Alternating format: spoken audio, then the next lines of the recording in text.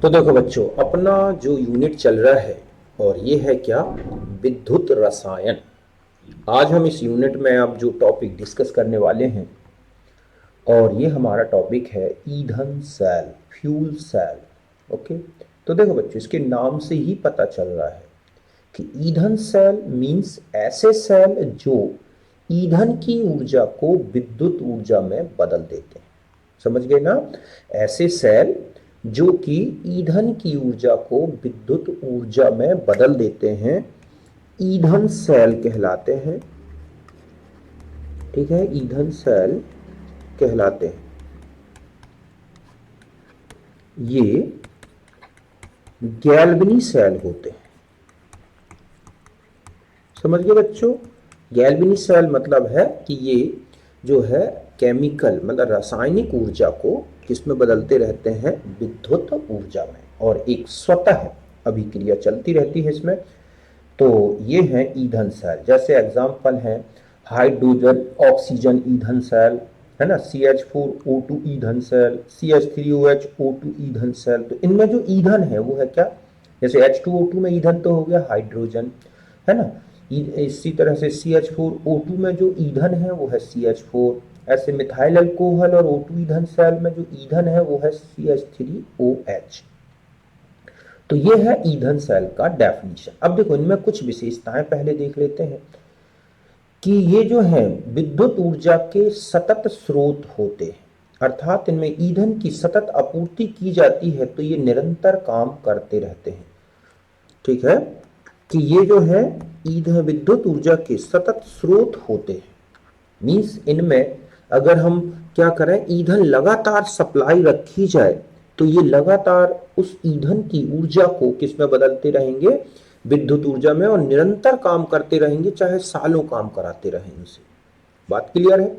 दूसरा है कि इन सेलों की जो दक्षता होती है उच्च होती है, अर्थात ये ईंधन का 90% या इससे भी कहीं ज्यादा ऊर्जा को किसमें बदल देते हैं बच्चों, विद्युत ऊर्जा में। बात समझ गए कि इन सेलों की दक्षता बहुत उच्च होती है, अर्थात ये ईंधन की 90% से ज्यादा ऊर्जा को विद्युत ऊर्जा में बदल देते हैं। और इनकी दक्षता निकालने का ये फॉर्मूला है, प्रतिशत दक्षता बराबर delta G upon delta H into 100। अब देखो, यहाँ डेल्टा एच मतलब है जो सेल अभिक्रिया हुई ईंधन सेल में उसमें उत्पन्न कुल ऊर्जा, डेल्टा एच हो गई कि उस अभिक्रिया में कुल कितनी ऊर्जा उत्पन्न हुई, वो है डेल्टा एच। उसमें से कितनी ऊर्जा सेल कार्य में या विद्युत ऊर्जा में बदल गई, वो क्या है बच्चों, डेल्टा जी। क्योंकि हम डेल्टा जी इक्वल टू जानते हैं माइनस एन एफ ई। तो उनमें से कितनी ऊर्जा जो है विद्युत वाहक बल में बदल गई, वो है डेल्टा जी इंटू 100। अब सोचो आप कि अगर डेल्टा एच और डेल्टा जी बराबर हो जाए तो ये 100% की दक्षता हो जाएगी, लेकिन ऐसा नहीं होता। ऊर्जा का कुछ पार्ट किसी दूसरे उसमें बदल जाता है। तो इस तरह से अगर हम H2O2 में देखें तो डेल्टा एच होता है -241 और डेल्टा जी जो है, ठीक है, और वो है -236 किलो जूल पर मोल। अब यहां पर अगर हम देखें इसकी दक्षता निकालें तो ये हो जाएगी -236 अपॉन -241 इंटू 100, जो कि कितनी आई, 97। ये एक बहुत ही आइडियल कंडीशन है बच्चों। कुछ ऊर्जाओं का परिवर्तन तो हम जानते हैं किसी दूसरे रूप में हो जाता है, फिर भी अगर आपसे क्वेश्चन पूछा गया है कि ईंधन सेल की दक्षता का सूत्र क्या है, तो ये आपको फॉर्मूला याद रखना है, और ये नीट में आ भी चुका है ये क्वेश्चन। ठीक है, तो ईंधन सेल की दक्षता का मतलब है कि अभिक्रिया में, सेल अभिक्रिया में कितनी ऊर्जा उत्पन्न हुई, उसमें से कितनी ऊर्जा सेल कार्य में बदल गई, और इंटू 100। फिर आते हैं प्रदूषण रहित कार्य प्रणाली होती है इनमें। इनमें ऐसा कोई भी उपजात नहीं बनता जो वातावरण में प्रदूषण उत्पन्न करता है। इसलिए इन सारी विशेषताओं के कारण इनका उपयोग अंतरिक्ष कार्यक्रम में विद्युत उत्पादन एवं जल आपूर्ति में किया जाता है। समझ गए ना? ये बहुत ही आदर्श प्रकार के सेल हैं, और इनका जो उपयोग है वो नॉर्मल डोमेस्टिक लाइफ में तो नहीं दिखता है, लेकिन ये सबसे ज्यादा यूज होते हैं स्पेस प्रोग्राम में, अंतरिक्ष स्टेशन में। ऐसा क्यों? क्योंकि वहां पर ये एक तो हाइड्रोजन को लिक्विड फॉर्म में वहां ले जाया जाता है, ऑक्सीजन ले जाई जाती है लिक्विड फॉर्म में। दूसरा होता है कि वहां पर ये विद्युत ऊर्जा का उत्पादन भी करते हैं और इसमें जो जल बनता है उससे वहां की जल आपूर्ति भी पूरी की जाती है। और किसी भी प्रकार का कोई प्रदूषण उत्पन्न ना होने के कारण ये बहुत ही आदर्श टाइप के सेल होते हैं। अब देखो हम एक इसका वर्णन कर लें, H2O2 ईंधन सेल। तो इस ईंधन सेल में जो एनोड और कैथोड है ना बच्चों, वो पूरस कार्बन रॉड होती है, सारंध्र कार्बन छड़ होती है। ठीक है, दो छड़ें होती हैं इस तरह से। विद्युत अपघट्ट भरा जाता है सांद्र QH या NaOH, और इसका जो ताप होता है, कार्य ताप, वो 70 से लेके 140 डिग्री सेंटीग्रेड का होता है और विभव 0.9 वोल्ट का करीब उत्पन्न होता है। अगर अब हम सेल अभिक्रिया में आ जाए तो एनोड में जो हाइड्रोजन है उसका ऑक्सीडेशन होता है, ठीक है, और इस तरह से, और कैथोड में यही इलेक्ट्रॉन पहुंच के वहां पर जो ऑक्सीजन आ रही है और H प्लस जो यहाँ प्रोड्यूस हुए हैं, और ये इलेक्ट्रॉन मिलके क्या बनाते हैं बच्चों, H2O। और कुल मिला के अगर हम टोटल सेल रिएक्शन देखें तो H2 plus half O2 equal to H2। तो देखो यहां पर ये दो इलेक्ट्रोड लगे हुए हैं, एनोड और कैथोड, जो कि ग्रेफाइट से बने होते हैं और पोरस होते हैं, ताकि यहां से KOH आर पार हो सके। यहां से ये कहलाएगा एनोड कक्ष जहां से हाइड्रोजन एंटर हो रही है, और वो है कैथोड कक्ष जहां से ऑक्सीजन एंटर हो रही है। और ये दोनों इलेक्ट्रोड लगे तो एनोड में हाइड्रोजन आके ऑक्सीडाइज्ड होती जाती है, मतलब यहां H2 इलेक्ट्रॉन दिए और 2H प्लस में बदल गई। यहां O2 आई और H प्लस से मिली और क्या बन गया यहाँ पर H2O, और इलेक्ट्रॉन मिल गए इसको। तो कुल मिला के यहाँ पर जो है जल एकत्रित होता रहता है और एनोड कैथोड के थ्रू बाहर विद्युत सप्लाई की जाती है। तो इस तरह से ये है हमारा हाइड्रोजन ऑक्सीजन ईंधन सेल। बात क्लियर है, अच्छी तरह से समझ गए ना। तो यहाँ पर आपको ईंधन सेल की विशेषताएं, ईंधन सेल में क्या क्या होता है, ये मैंने कंप्लीट बता दिया। एनोड में क्या रिएक्शन है, कैथोड में। अब एक लास्ट टॉपिक बचता है बच्चों, विद्युत रसायन में दे रखा है, और वो है संक्षारण, कोरोजन। ठीक है, तो देखो संक्षारण क्या है। संक्षारण मतलब वातावरणीय जैसे गैसें हैं, जल वाष्प है, ऑक्सीजन है, इसके अलावा और भी अदर H2 है, अमोनिया, इस तरह की जो जल वातावरण में गैसें होती हैं ना, तो ये धातु सतह से धीरे धीरे क्रिया करती हैं और उन्हें नष्ट करती रहती हैं। तो इसी को बोला गया है संक्षारण। वातावरणीय गैसों का धातु सतह पर धीरे धीरे क्रिया द्वारा नष्ट होना। ठीक है, वातावरणीय गैसों का धातु सतह पर, वातावरणीय गैसों द्वारा, बल्कि यहां आएगा, यहां पर हम लिखेंगे द्वारा, ठीक है, धातु सतह का धीरे धीरे क्रिया द्वारा, धातु सतह का धीरे धीरे, वातावरणीय गैसों द्वारा धातु सतह का धीरे धीरे क्रिया करके, 2 मिनट, ठीक है, क्रिया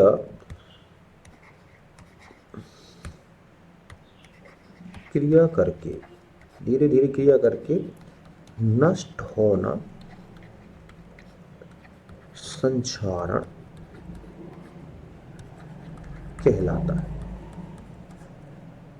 बात समझ गए बात बच्चों, कि जो वातावरणीय गैसों द्वारा जो धातु सतह का धीरे धीरे क्रिया करके नष्ट होना ही क्या है, संक्षारण। इसमें एक अवांछनीय पदार्थ बनता है जिसे संक्षारित पदार्थ या जंग कहते हैं।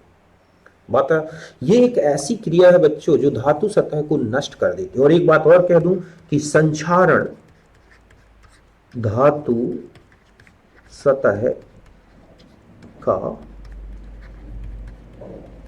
ऑक्सीकरण होता है।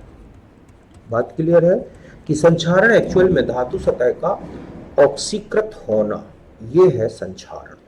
जैसे लोहे की सतह का संक्षारण मतलब जंग लगना, कॉपर की सतह पर हरा पदार्थ निर्मित होना, सिल्वर की सतह पर धूसर या काला पदार्थ निर्मित होना, ये सब क्या है बच्चों, संक्षारण के ही उदाहरण। ओके, अब हम आते हैं जंग निर्माण का सिद्धांत, विद्युत रासायनिक सिद्धांत। तो देखो बच्चों, जंग निर्माण प्रक्रिया एक विद्युत रासायनिक सेल के समान होती है। कैसे? देखो, यहां पर धातु का जो, मतलब हम ये कहें कि ये है धातु की सतह है, तो उसमें ये रख गई लिक्विड ड्रॉप, तो एक भाग तो बन जाता है इसमें एनोड और एक भाग क्या बन जाता है बच्चों?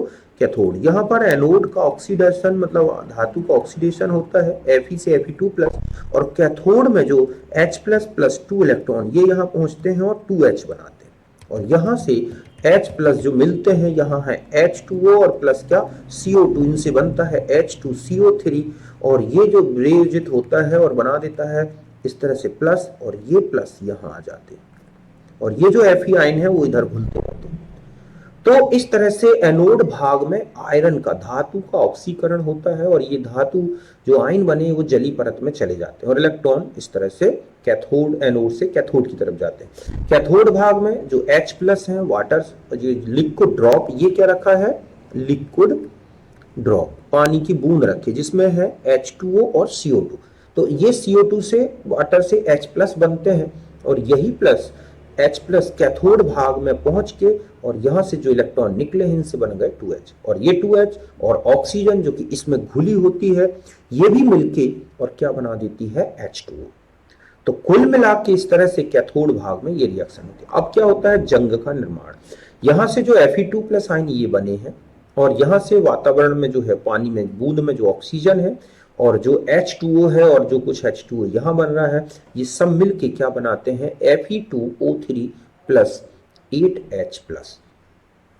अब ये जो 8H+ देख रहे हैं आप, ये H+ इतने ज्यादा बनने लगे कि ये रिएक्शन कैथोड में और फास्ट हो जाती है, और जैसे ही कैथोड में रिएक्शन फास्ट होती है तो एनोड में भी फास्ट हो जाती है, क्योंकि जल्दी जल्दी इलेक्ट्रॉन चाहिए होते हैं। और इस तरह से फिर ये Fe2O3 और जल के मॉलिक्यूल मिलके Fe2O3 into XH2O बनाते हैं, इसे ही बोलते हैं जंग रस्ट। इसको एक नाम और है जलयोजित फेरिक ऑक्साइड।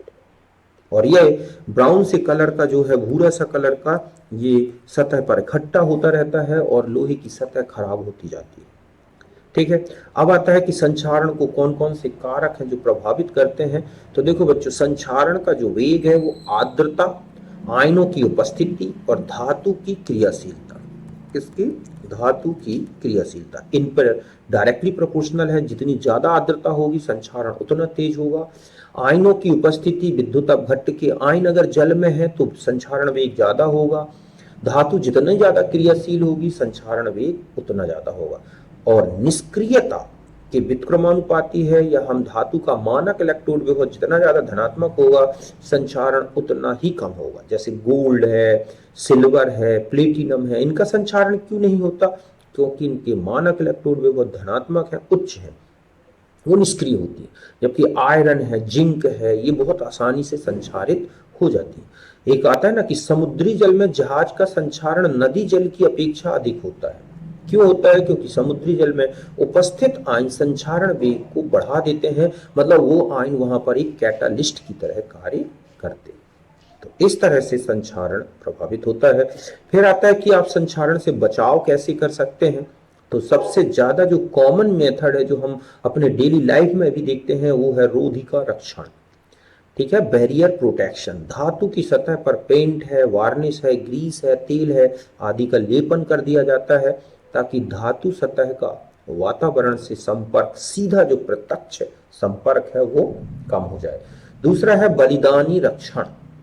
इसमें धातु की सतह पर अधिक क्रियाशील धातु का लेपन किया जाता है, जो स्वयं ऑक्सीकृत होकर धातु सतह का संक्षारण रोक देती है। समझ गए ना, कि बलिदान दे देती है। धातु की सतह पर हम ऐसी धातु लगा दें जो मूल धातु जिसकी सतह पर आप लगा रहे हैं उससे कहीं अधिक क्रियाशील है, तो ये धातु खुद ही ऑक्सीकृत होकर और धातु को संक्षारित होने से रोक देती है। जैसे धातु की सतह पर जिंक का लेपन कर दिया, जैसे बोलते हैं जस्तीकरण, गैल्वेनाइजेशन।